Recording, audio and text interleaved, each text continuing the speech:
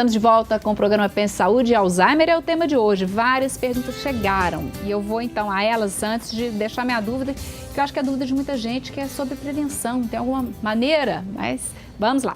Neuza de São Geraldo diz que a mãe dela tem Alzheimer há 5 anos e ela perguntou como agir quando ela esquece algo no intervalo de 1 segundo. Como o cuidador ou o acompanhante deve agir com a pessoa que tem momentos de esquecimento?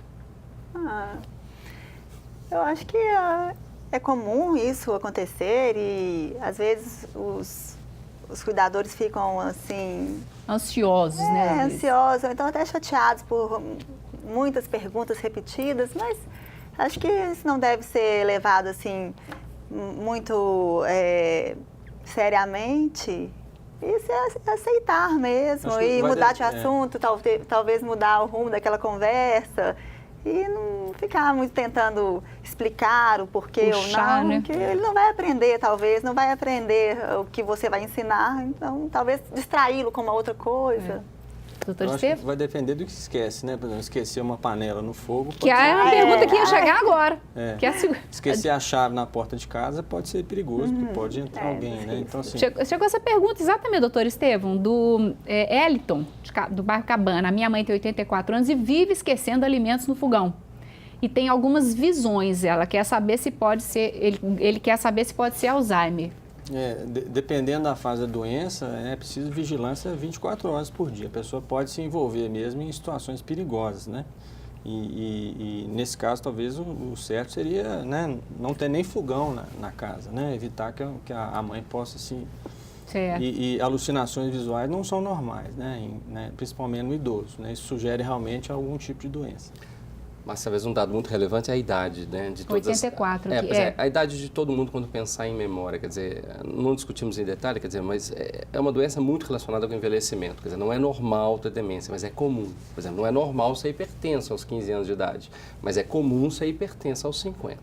Então, de uma forma geral, 65 anos, vamos falar que é um dado meio limítrofe, 5% das pessoas vão ter demência por volta de 65 anos. Isso dobra a cada 5 anos, de forma que aos 84 anos, a chance de ter demência é de pelo menos 35%. Quer dizer, então, mesmo sem ver a pessoa, sem colher história nenhuma, ela já tem uma chance estatística de 1 em 3 de estar tendo um problema anormal de memória.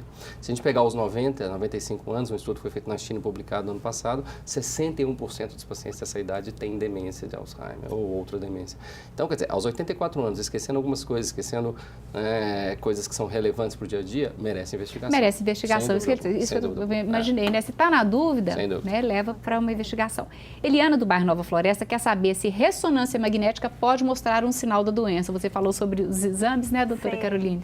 Bom, a ressonância magnética, ela, nos estágios mais avançados, ela mostra alguns sinais que são característicos, sim, da doença de Alzheimer. Existem áreas do cérebro que são acometidas mais acentuadamente nessa doença e que podem ser quase típicas mesmo da doença de Alzheimer. Isso nas fases mais avançadas. Mas na época do diagnóstico, que é o que ocorre com a maioria dos pacientes, já é mais complicado, porque nas fases iniciais a ressonância não mostra essa alteração típica. Ela pode vir, inclusive, normal para a faixa etária do paciente de 60 anos, em que há já uma pequena redução, né, do volume cerebral normal para a idade.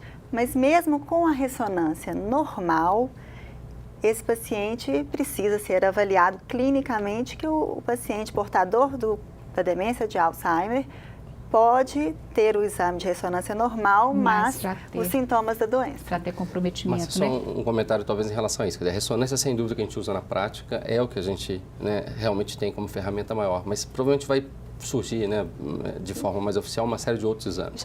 Então, já existem alguns marcadores no líquido, né, no líquido que circula o cérebro, aquela punção lombar, retira o líquido, dosagens de proteína tal, de proteína de peptídeo beta-amiloide, isso pode ser um indício, não é para todo mundo fazer isso, mas é para casos selecionados. O SPECT cerebral, né, o PET scan, o PET com marcador de proteína tal, né, de peptídeo tal. Então, uma série de exames estão provavelmente, né, de forma muito, né, promissora, trazendo ou com possibilidade maior de trazer esse diagnóstico para uma fase mais inicial e até pré-clínica, né? Quer dizer, porque a doença de Alzheimer começa 10 anos antes dos sintomas. Por exemplo, a perda de olfato, que é um sintoma muito comum na doença, é óbvio que nem todo mundo que perde olfato tem Alzheimer, mas pode ser um sinal da doença e pode preceder em vários anos os sinais cognitivos. Né? Então, até a pessoa perder muito volume cerebral, não volume, mas função cerebral, você tem uma doença, né, lentamente progressiva. Né? Quer dizer, tem que perder muito até que a doença se manifeste clinicamente. Mas é bom saber que estão evoluindo, né, Sim, os métodos diagnósticos. Maria da Conceição tem 88 anos, é totalmente lúcida. Mas às vezes ela esquece objetos ou até o que foi buscar. E ela pergunta se é normal, ela mesma fala dela. Você até tinha citado isso, né, doutor Estevam? Não, esquecer é normal. Então, qualquer ser humano, em qualquer idade, ele esquece. Se ele lembrasse de tudo, a vida ia ser um inferno. Né? Então, o esquecimento ele passa a ser problema se a pessoa começa a perder as capacidades que ela adquiriu ao longo da vida. Então, é uma senhora que cozinhava, que costurava, que cuidava do próprio dinheiro, ela deixa de fazer essas coisas. Mas ela mesma está citando aqui que ela mesma, questionando os próprios esquecimentos. Ou seja, ela sabe que ela está esquecendo, ela sabe, né? então provavelmente ela não tem nada sério. Esquecer e lembrar-se, né? Que a gente fala geralmente é um dado que não é relevante. Quer dizer, aquele que esquece, daqui a pouco lembra o que foi fazer. Eu sou ótima assim, quando eu tenho que lembrar de alguma coisa no dia seguinte, às vezes eu mudo meu anel de lugar. Aí no dia seguinte eu vejo que o anel está do lado dele e falo, olha, eu tenho alguma coisa para lembrar, mas o que é? Eu não lembro não. Eu sei que eu tenho que lembrar, mas não lembro. Mas se ela está se queixando, ela precisa ser avaliada, que pode ser também um quadro depressivo, alguma coisa. Se ela está se queixando, não está o normal dela, podemos excluir as outras coisas. Pode não ser a doença de Alzheimer, pode ser uma outra coisa que está atrapalhando, o hipotireoidismo. Diz que o Silvio Santos uma vez estava esquecendo muito, achou até que tinha um quadro demencial, foi ao neurologista, deram uns remédios para ele e tal, até antidepressivos. No fim, ele tinha um hipotireoidismo. É uma pessoa famosa que... Né? Bom, a Adriana, lá de Itaguara, ela diz que o pai tem 80 anos e na hora de contar um caso que ele já havia contado anteriormente, ele se esquece no meio do caso. Ela gostaria de saber o que pode ser. Será um sinal de alerta isso? Ela deve informar ao geriatra esses esquecimentos do pai e geriatra? Acho que sim, né? A avaliação da memória, ela faz parte da avaliação clínica de toda pessoa idosa, né? Então, assim como medir a pressão arterial, eu considero que avaliar a memória faz parte do exame clínico, né? E qualquer alteração, né, que pode ocorrer ao longo, né, desse tempo. Então, junto com informações da história da pessoa, se ela está realmente perdendo capacidade funcional, se ela está deixando de fazer as coisas que ela habitualmente fazia, essas avaliações laboratoriais, é possível a gente criar um painel de informações para saber se é ou não doença de Alzheimer. Chegou por e-mail aqui, a pergunta é do Adriano ou Adriana? De Goiânia, veio a pergunta de Goiânia. Adriana, ela dá parabéns pelo programa e ela falou de uma revista que publicou recentemente, acho que foi nessa semana, que o jogador Bellini, que tinha sido, parece, diagnosticado com Alzheimer ou não, que depois de uma análise do cérebro, ele realmente não tinha a doença de Alzheimer e o que ele tinha foi uma encefalopatia, talvez provocada por trauma, encefalopatia traumática, talvez pelo próprio jogo. E ela gostaria de saber se a doença de Alzheimer é difícil de ser diagnosticada ou se pode ser confundida mesmo com essas outras doenças e agradece. Nós é que agradecemos a sua participação.